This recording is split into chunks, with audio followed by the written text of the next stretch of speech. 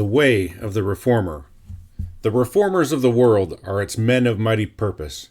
They are men with the courage of individual conviction, men who dare run counter to the criticism of inferiors, men who voluntarily bear crosses for what they accept as right, even without the guarantee of a crown. They are men who gladly go down into the depths of silence, darkness, and oblivion, but only to emerge finally like divers with pearls in their hands. He who labors untiringly towards the attainment of some noble aim, with eyes fixed on the star of some mighty purpose, as the Magi followed the star in the east, is a reformer. He who follows the thin thread of some revelation of nature in any of the sciences, follows it in the spirit of truth through a maze of doubt, hope, experiment, and questioning, till the tiny guiding thread grows stronger and firmer to his touch, leading him to some wondrous illumination of nature's law, is a reformer. He who goes up alone into the mountains of truth and glowing with the radiance of some mighty revelation, returns to force the hurrying world to listen to his story, is a reformer. Whoever seeks to work out for himself his destiny, the life work that all his nature tells him should be his, bravely, calmly, and with due consideration of the rights of others and his duties to them, is a reformer. These men who renounce the commonplace and conventional for higher things are reformers, because they are striving to bring about new conditions. They are consecrating their lives to the ideals. They are the brave, aggressive vanguard of progress. They are men who can stand a siege, who can take long forced marches without a murmur, who set their teeth and bow their heads as they fight their way through the smoke, who smile at the trials and privations that dare to daunt them.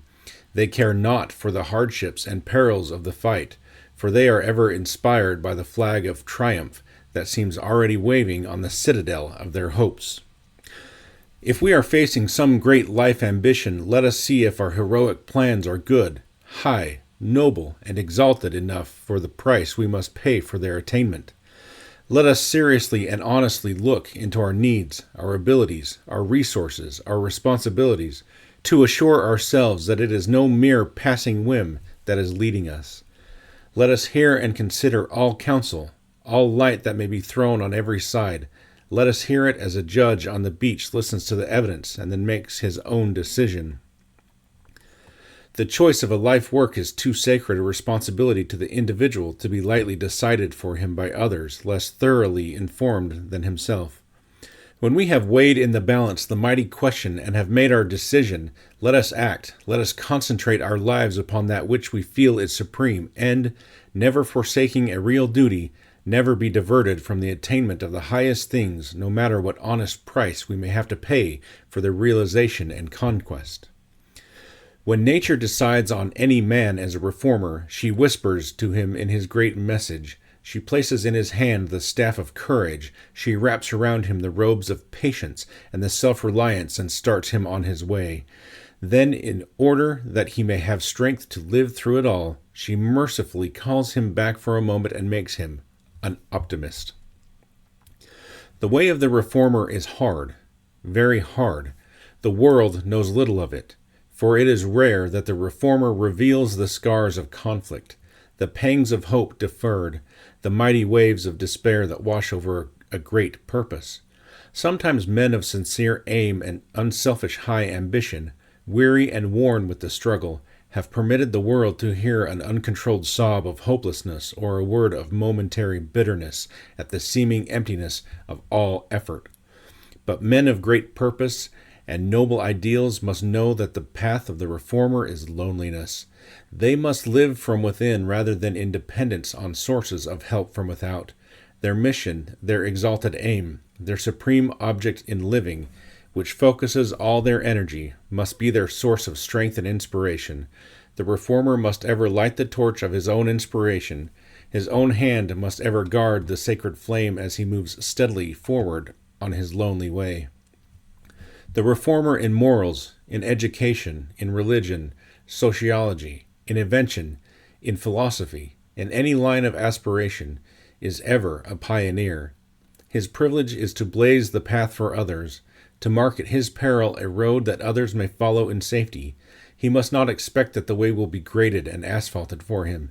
He must realize that he must face injustice, ingratitude, opposition, misunderstanding, the cruel criticism of contemporaries, and often, hardest of all, the wondering reproach of those who love him best.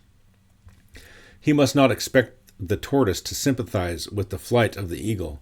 A great purpose is ever in isolation.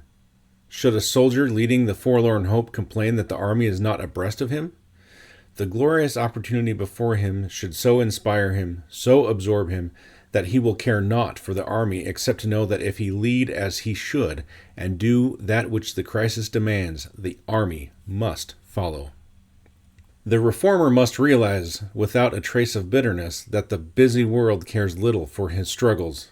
It cares only to joy in his final triumph. It will share his feasts, but not his fasts. Christ was alone in Gethsemane, but at the sermon in the wilderness, where food was provided, the attendance was 4,000. The world is honest enough in its attitude. It takes time for the world to realize, to accept, and to assimilate a large truth. Since the dawn of history, the great conservative spirit of every age, that ballast that keeps the world in poise, makes the slow acceptance of great truths an essential for its safety. It wisely requires proof, clear, absolute, undeniable attestation before it fully accepts. Sometimes the perfect enlightenment takes years, sometimes generations. It is but the safeguard of truth.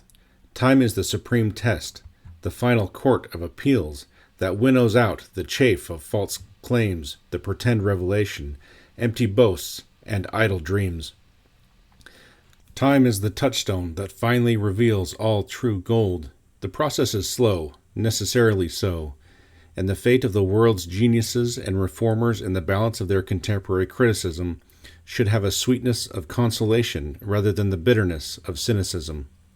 If the greatest leaders of the world have had to wait for recognition, should we, whose best work may be but trifling in comparison with theirs, expect instant sympathy, appreciation, and cooperation, where we are merely growing toward our own attainment?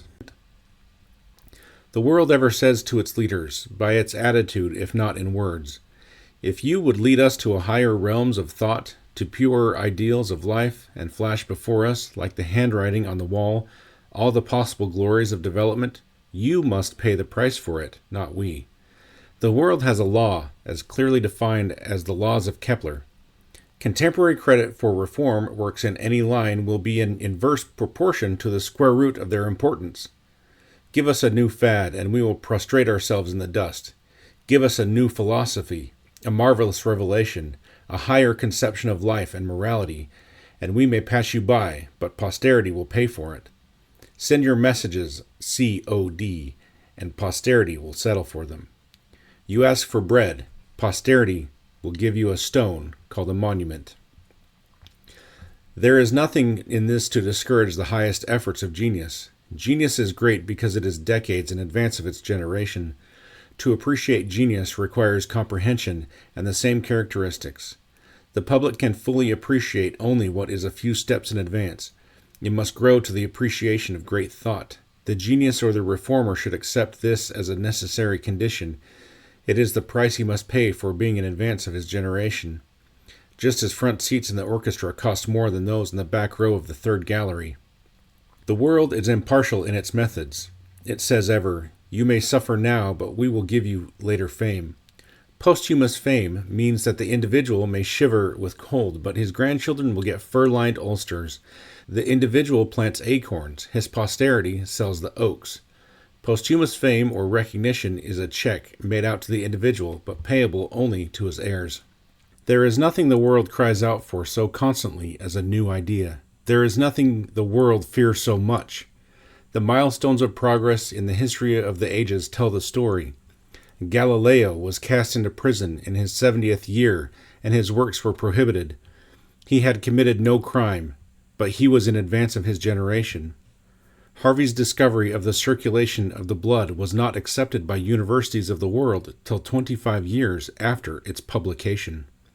Froebel, the gentle, inspired lover of children, suffered the trials and struggles of the reformer, and his system of teaching was abolished in Prussia because it was calculated to bring up our young people in atheism.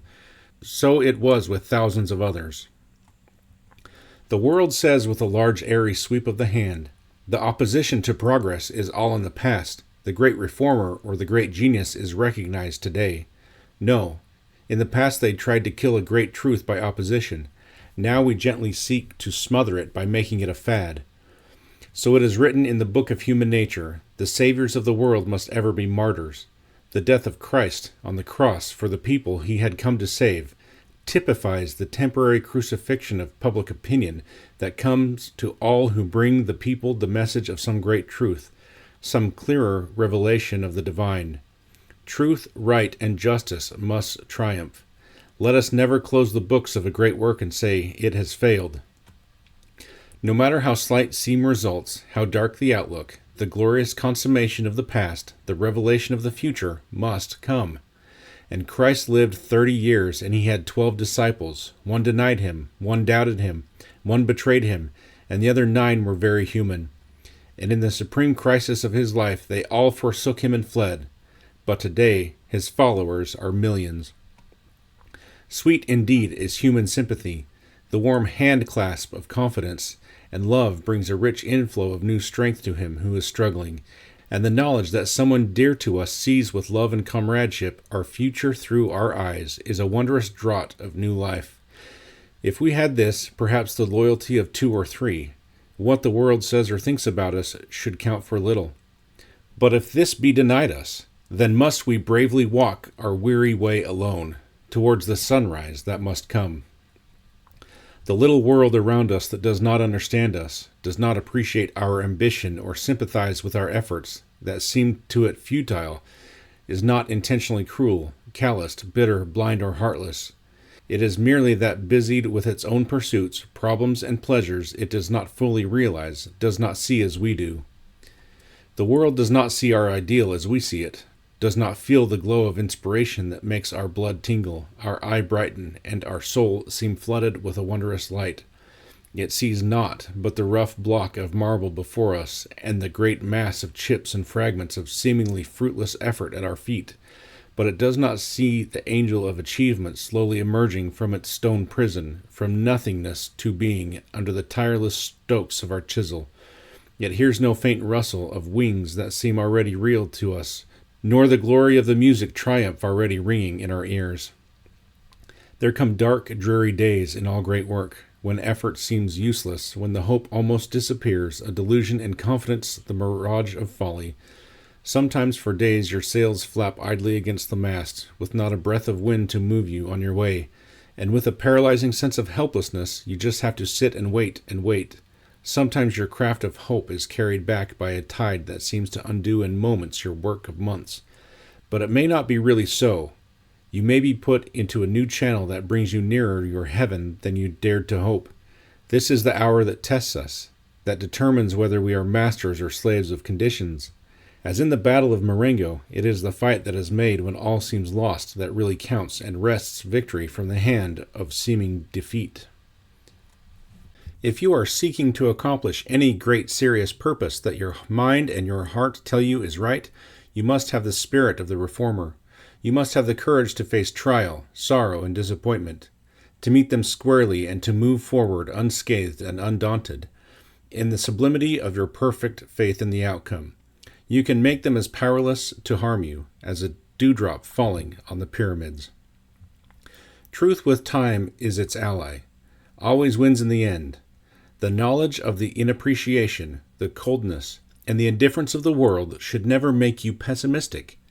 They should inspire you with that large, broad optimism that sees that all the opposition of the world can never keep back the triumph of truth, that your work is so great that the petty jealousies, misrepresentations, and hardships caused by those around you dwindle into nothingness. What cares the messenger of the king for his trials and sufferings if he knows that he has delivered his message? Large movements, great plans, always take time for development. If you want great things, pay the price like a man. Anyone can plant radishes. It takes courage to plant acorns and to wait for the oaks. Learn to look not merely at the clouds, but through them to the sun shining behind them. When things look darkest, grasp your weapon firmer and fight harder. There is always more progress than you can perceive, and it is really only the outcome of the battle that counts. And when all is over and the victory is yours, and the smoke clears away, and the smell of the powder is dissipated, and you bury the friendships that died because they could not stand the strain, and you nurse back the wounded and flint-hearted who loyally stood by you, even when doubting, then the hard years of fighting will seem but a dream. You will stand brave, heartened, strengthened by the struggle, recreated to a new, better and stronger life by a noble battle, nobly waged in a noble cause, and the price will then seem to you nothing. This has been an audio recording of the book written by William George Jordan, The Power of Truth, Individual Problems and Possibilities. I hope you've enjoyed listening.